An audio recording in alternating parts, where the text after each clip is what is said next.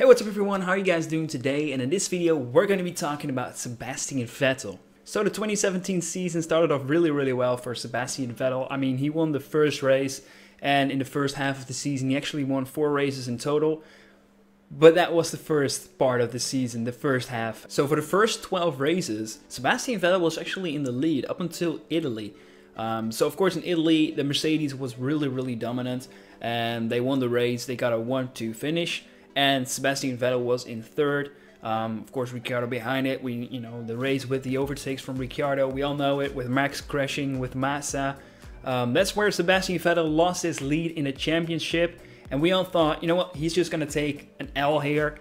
He's going to take a W for the next races, of course. But that's where we were wrong.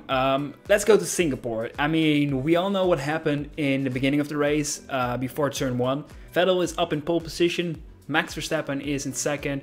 They start off, they go ahead and race, and we all know what happened. I don't have to tell you guys, of course, but if you didn't know, then I'll tell you. Alright, I'll tell you. So yeah, of course I can't show you what happens because I don't have the rights for that, but it was basically Vettel going off, Max Verstappen going off as well, Vettel going to the left, Kimi behind on the left, behind Max Verstappen. They just crashed. I mean, you can't really say about that. I agree, it was a racing accident. It was pretty unnecessary for, Vettel to do that. Of course, he wanted to close the gap, but he was pretty, in the wet, pretty harsh.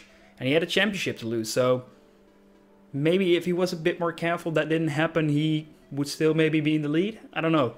Of course, we don't know, because then we go on to Malaysia.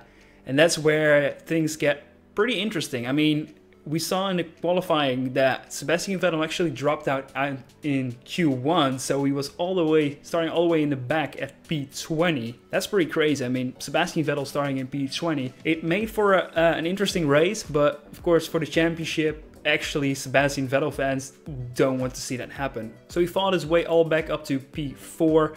Of course, that got him into 12 points, which is nice, but it's not what he wanted. He wanted to get that 25 points, of course, because I think if he wasn't dropped out of the qualifying, I'm pretty sure that he would have taken the win right there. Max Verstappen was pretty fast, of course. I'm a Verstappen fan. He was really fast, but I think the Ferraris were a bit faster that race, of course. Moving on to Japan. Once again, a very interesting race for Sebastian Vettel. He dropped out of, I think, the second lap or the third lap. Pretty sure. Really quick in the beginning, of course, because he had a faulty spark plug. At least that's what they say. I don't know if it's completely true, but that's what they say.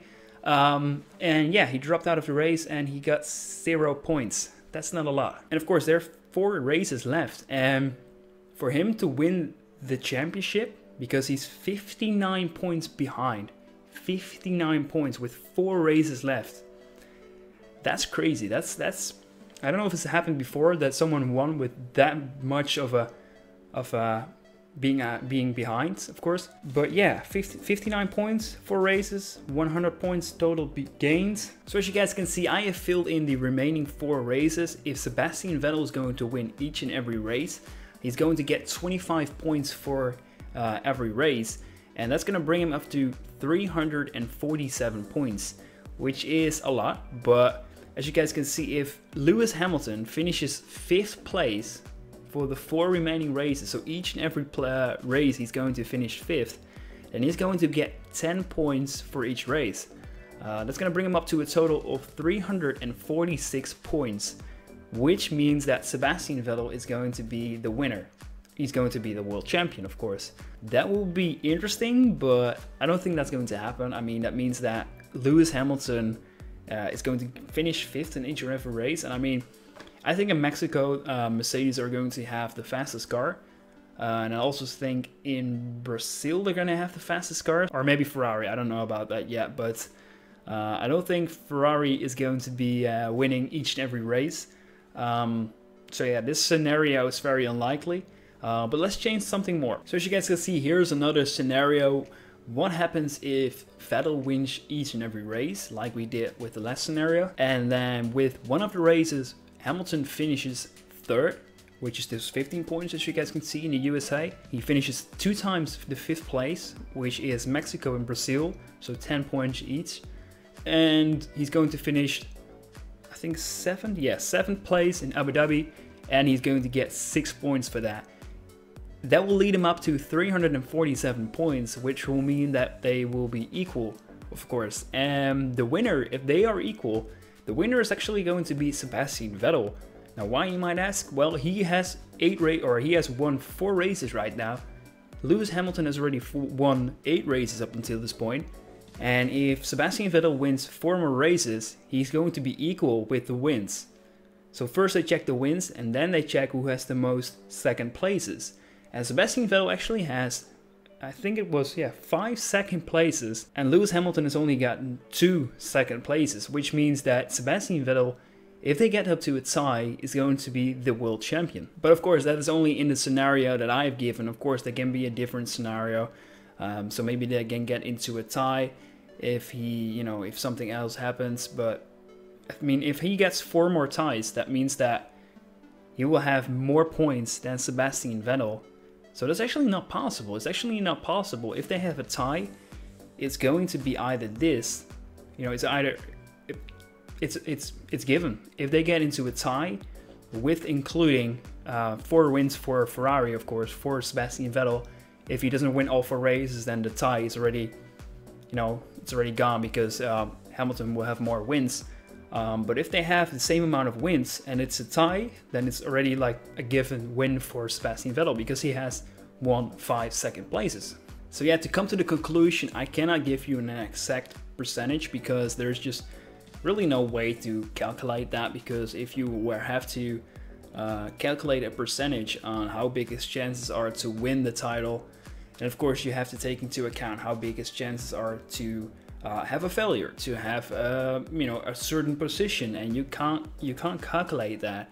Of course, you can calculate with the amounts of points that can be given, and how big his chances are to get those certain amount of points, and how big Lewis's chances are to get a certain amount of points. You can all calculate that, but it would be a lot of trouble, and I wouldn't really see the point of it, because anything can happen really with Formula 1. I mean, anything can happen, so yeah, there really wouldn't be no point.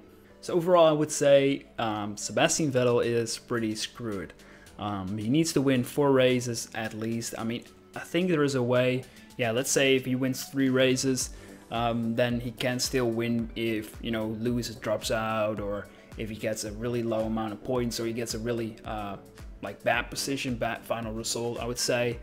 But the chances of that happening is really, really low. I mean, if Sebastian Vettel would win each and every race, and Lewis would be fourth in each and every race, then Lewis Hamilton would still win. So Lewis Hamilton has to get up to P5 each and every race. All he has to do is play safe. I mean, P5, how easy is that to get?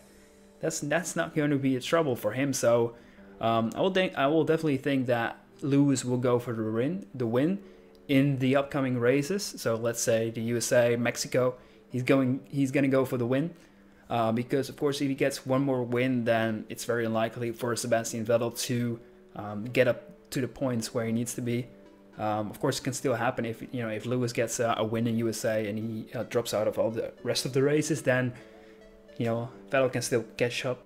Yeah, so let me know what you guys think in the comment section down below.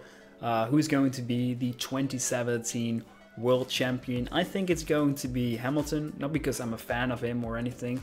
I think Sebastian and Hamilton, is that good?